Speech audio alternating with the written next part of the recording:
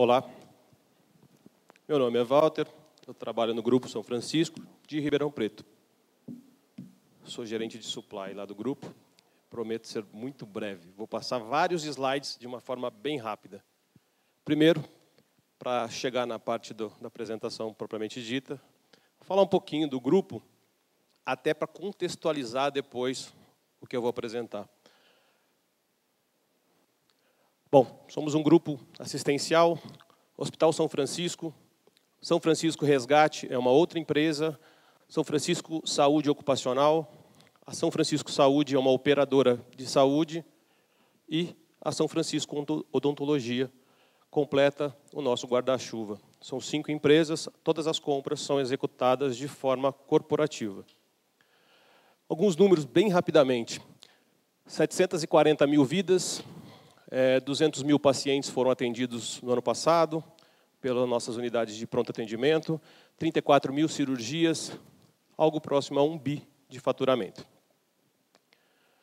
São 71 anos, 3.500 colaboradores, 7 mil prestadores credenciados, 3 mil prestadores odontológicos, 200 hospitais e 50 clínicas próprias. São 27 salas cirúrgicas, 2 milhões de consultas no ano passado, 54 mil internações, 4,8 milhões de exames e terapias e 246 leitos. São Francisco Resgate, 1.200 colaboradores, 110 ambulâncias, 3 mil quilômetros atendidos, 100 bases de suporte, a principal no aeroporto de Guarulhos, toda a parte de atendimento ao aeroporto de Guarulhos, assistencialmente falando, nossa empresa que presta serviço. Estamos presentes em São Paulo, Minas Gerais, Paraná, Santa Catarina e Rio de Janeiro. Essa é a nossa sede administrativa, está em Ribeirão Preto. Esse é o Hospital São Francisco. Um pouquinho das nossas unidades, hotelaria, a emergência, São Francisco Hospital Dia, unidade Neto Campelo em Sertãozinho, são mais 42 leitos, 9 leitos de UTI, neonatal e mais 6 salas cirúrgicas. Hospital Materno Infantil Sinhá Junqueira, também em Ribeirão Preto. Temos as nossas atendimentos de oncologia, o CAON, e de laboratório, e o EMAC, a parte de hemoterapia. São aproximadamente já 4 unidades de cada um deles, espalhadas ainda no interior de São Paulo. São Francisco Resgate, líder brasileiro no setor de resgate rodoviário do Brasil. São 500 empresas na saúde ocupacional, algo próximo a 45 mil vidas. A odontologia são 500 municípios, 370 empresas, 320 mil clientes. Ufa, cheguei. Bem rápido. Fiz questão de passar um pouquinho isso. Como eu disse, as compras são corporativas. A gente precisa ter uma assertividade no processo de compras extremamente apurado. A gente não gosta de ruptura, vocês também não devem gostar. Então, me foi dada a incumbência de comprar para esse povo todo aí. Hoje eu tenho quatro plataformas, 4 soluções da Bionexo. Já há algum tempo, a própria Bionexo, o PMNexo há aproximadamente 2 anos, o Planexo, setembro do ano passado, e agora, recentemente, eu já sou cliente do Denis. Já tenho o BI também. Enfim. Eu vim aqui, na verdade, para instigar um pouco vocês, sabe? Muitas vezes, eu estive sentado aí. E a grande dificuldade era levar o que eu vou passar aqui lá para o dia a dia. Porque quando a gente recebe a visita do pessoal super atencioso da Bionexo, obviamente, são os representantes, são as pessoas que estão lá para poder mostrar a solução deles. E a gente fica meio assim, né, receoso. Será que isso vai ser entregue de fato? Será que funciona? Funciona. Obviamente, a gente precisa fazer a nossa lição de casa bem feita, ou seja, saber o que nós queremos, qual é a solução que a gente precisa, entender bem isso. Isso é fundamental.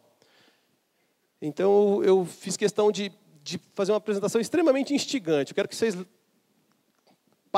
façam esse questionamento nas unidades de vocês, seja ela uma clínica, ou um hospital, ou um plano de saúde, no nosso caso tem todos eles, para poder voltar para casa e responder para quem decide, sejamos nós ou um diretor, ou seja lá quem for, do porquê que a gente veio aqui e como que vocês vão levar essa informação para lá. Isso é principal. Então, eu quero responder algumas coisas do tipo, aquele ERP, o nosso sistema lá, ele, de fato, consegue prever tudo que acontece no hospital? Provavelmente não. O hospital é uma loucura, a gente sabe disso. Todo dia tem uma urgência. Não é à toa que tem a emergência. Os lead times de compra são respeitados lá no dia a dia? Ou tudo é urgente? Nem tudo, mas muita coisa é. Os calendários de compra, aqueles que a gente tem lá no Excel, bonitinho, funciona? Os fornecedores, de fato, entregam no dia que a gente planejou? E a gente começa a achar já meio duvidoso, né?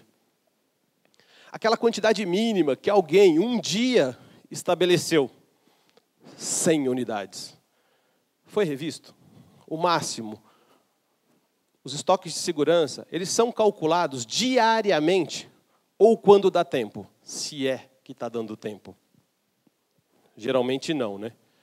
Ou seja, aquilo que eu tinha um estoque mínimo de 100 unidades há 6 meses atrás, você deve estar comprando ele de forma emergencial, porque 100 unidades já não dá mais, porque, enfim, aconteceu alguma coisa.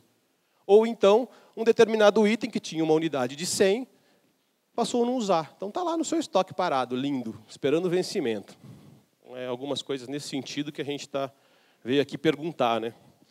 E de fato, se eles são recalculados diariamente, você vai falar, não, Walter, vou precisar colocar uma pessoa lá para poder fazer isso. Os relatórios de gestão têm dados atualizados também diariamente? Também não, né? São confiáveis? Sei lá quem foi que fez. Da onde ele tirou a informação. É um soco na cara, né? Porque provavelmente quase nada disso acontece. E aí a gente tem o nosso estoque, certo? Errado. Ninguém tem esse estoque. E nós somos os responsáveis por achar recurso, espaço físico e a solução. É o que eu estava tentando procurar quando eu estava sentado aí. Todo mundo deve ter um limite de recursos, óbvio. Nossos hospitais não têm espaço para colocar, nem que a gente tenha dinheiro. E a gente precisava achar essa solução. E aí eu comecei a me perguntar, qual é a dose certa? O quanto nós precisamos ter de estoque, de recursos, seja lá do que for? Quais as melhores práticas? O que o pessoal está fazendo para poder ter mais assertividade nos processos? Qual a tecnologia que eu vou utilizar? E aí eu vou usar um pouquinho, bem rapidamente, 3 palavras que o Maurício usou aqui.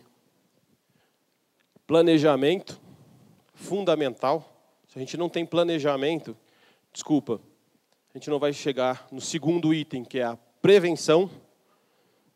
E, por fim, a gente jamais vai conseguir entregar qualidade e recursos para serem utilizados para outros fins.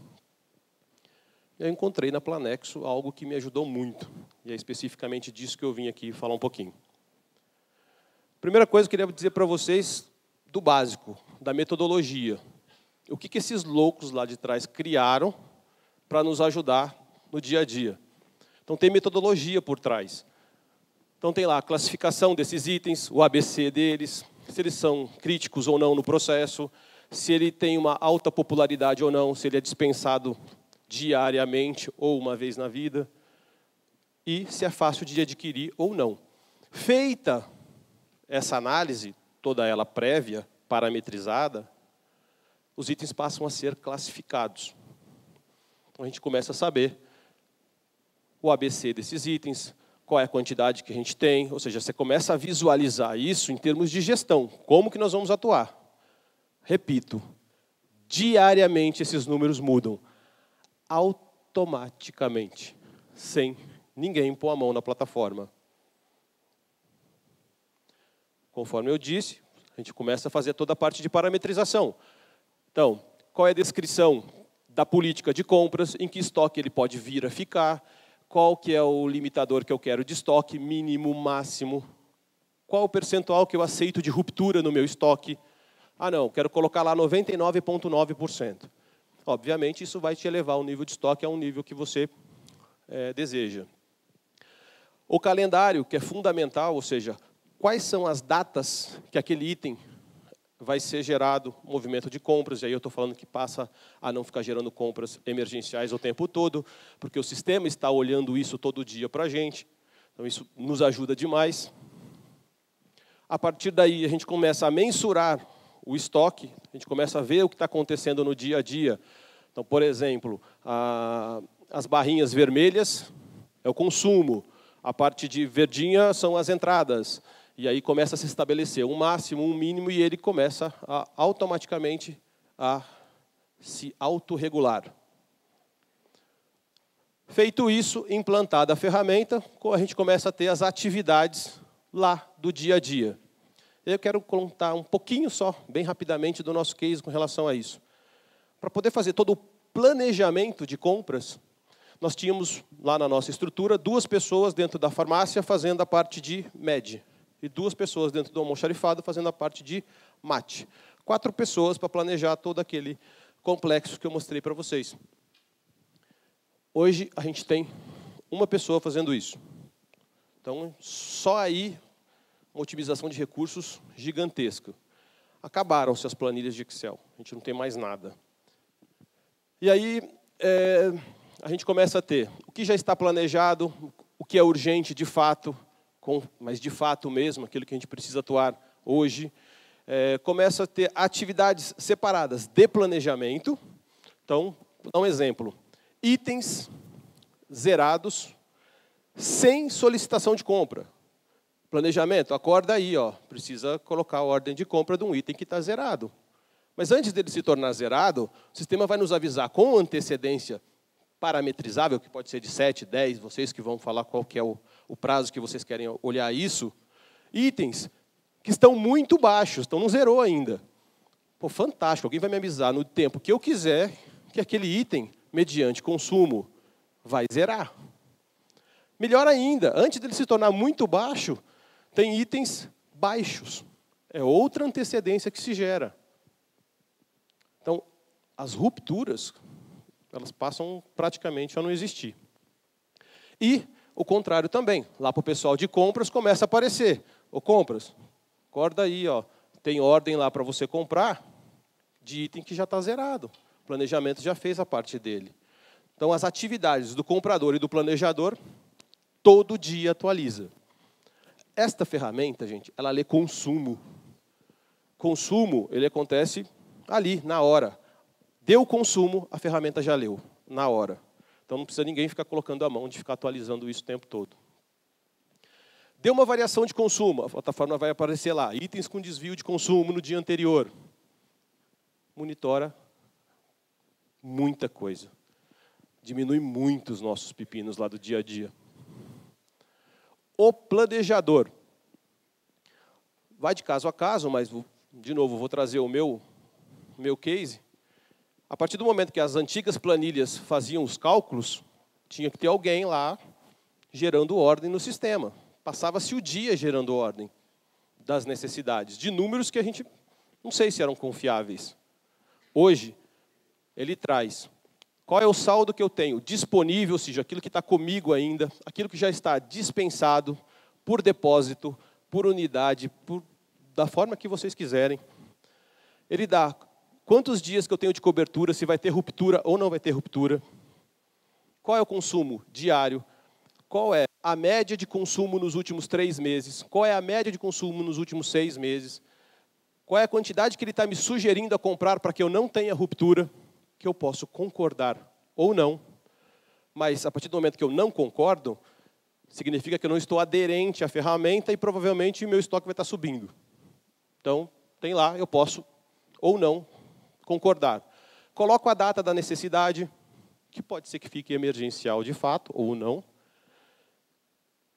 Já se tem solicitação, se tem ordem, que calendário que está. E uma coisa muito bacana, já pensando um pouquinho no financeiro.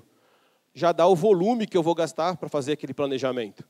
Então, puxa, a gente não vai ter todo o recurso para essa semana, fluxo de caixa, sei lá. Enfim, você regula também conforme o seu dispêndio financeiro. Ou você vai lá e gera toda a necessidade possível.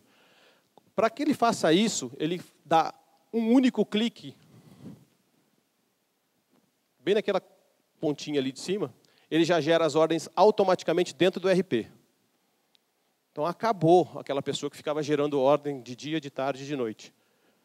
Isso também é recurso, são recursos humanos que a gente consegue maximizar. Passamos a ter toda a parte de relatório, se ele é crítico, se ele não é crítico, se ele é A, B, C, quantos itens que eu tenho, o valor do estoque, o alvo que eu preciso chegar, cobertura, mínimo, máximo, tudo isso online, você clicou em qualquer linha que vocês estão vendo ali, ele já mostra quais são os itens, o gráfico do item, muito dinâmico. E aí a gestão passa a ser vista de uma forma também diferente. Você abriu a ferramenta, esse é o jeito que a gente enxerga. Então, se o seu estoque está no alvo, está fora do alvo, quantos itens zerados, clicou em qualquer uma daquelas barras, ele já mostra qual é o item e qual é a ação que tem que ser tomada. Se tem excesso, se não tem excesso. Trouxe um pouquinho do resultado que a gente teve. Em setembro do ano passado, eu tinha um estoque de aproximadamente 54 dias. Passei a ter 42. Disponível, ou seja, aquilo que está comigo ainda, era 34 dias, hoje eu tenho 23. Pensem no giro lá no dia a dia. Itens que estavam no status de ideal, saíram de 548 itens, passaram para 927 itens. E assim a gente está trabalhando. São dois cenários totalmente diferentes. O primeiro gráfico daqui é quando eu iniciei a ferramenta. E hoje é aquele cenário de lado de lá. Se não me engano, do mês passado. Nível de serviço. Então, nas bolinhas lá de cima, a gente está vendo qual é o nível de estoque. Então, lá aqui começou com 51 dias, ele veio se regulando e hoje ele está com 41. Desculpa, nas barrinhas roxas. E lá em cima, o nível de serviço, que está hoje em 98,7%. Quase nada falta. E o gráfico que eu mais gosto é esse. Eu achava que eu tinha um estoque bacana. Saí de 1.700.000 de excesso, estou com 707, já está em 580 que eu vi agora do meu celular aqui. Fantástico. Um pouquinho dos resultados. E é aqui, nesta tela, que eu concentro aquelas informações que eu questionei lá atrás. Que eu acho que é um pouquinho do que a gente tem que levar lá para o dia a dia para responder todas aquelas perguntas. Otimização de recursos humanos no planejamento e em compras. A gente conseguiu fazer isso fácil, fácil, fácil. Redução do valor do estoque, do disponível e do total. Porque a partir do momento que eu comecei a concentrar o estoque comigo, eu não dispensei. Então, os dois índices caíram muito. Redução do excesso, acabei de mostrar. Redução do número de urgências, risco assistencial minimizado. Previamente, estou sabendo que pode vir a faltar. Passa a não faltar mais. Estoque, a parte de espaço físico disponível. Ganho logístico fantástico. Não preciso ter 700, no caso lá deu R$1 milhão de resultado, a menos. Aumento no giro do estoque, ou seja, ganho financeiro, ganho logístico. Aumento do estoque bom, porque eu passei a ter comigo o que é estratégico. Posso pegar parte daquele investimento e colocar em itens que, de fato, eu quero ter um estoque melhor ou maior. Passo a não ter perda, nem por validade, porque o estoque está se autorregulando, e principalmente na questão também de despadronização. Deixou de usar um item, fica lá no estoque. Não, ele está mostrando para você que aquele item tem mais X dias de consumo, e você pode parametrizar esse item daquela data para frente, até acabar aquele estoque. Melhora nos níveis de atendimento, obviamente. Estamos falando de um SLA melhor. Prazo de atuação em compras. Menos urgência. Eu posso deixar dentro da plataforma Bionex para fazer melhores negociações. Por que não? Que é o último item estratégico final. Só uma dica. Apenas que aquele primeiro item lá de cima, ó, otimização de recursos humanos, você paga a plataforma. Acreditem, funciona. Funciona. Nossa vida mudou em 7 meses. É fantástico. Obrigado.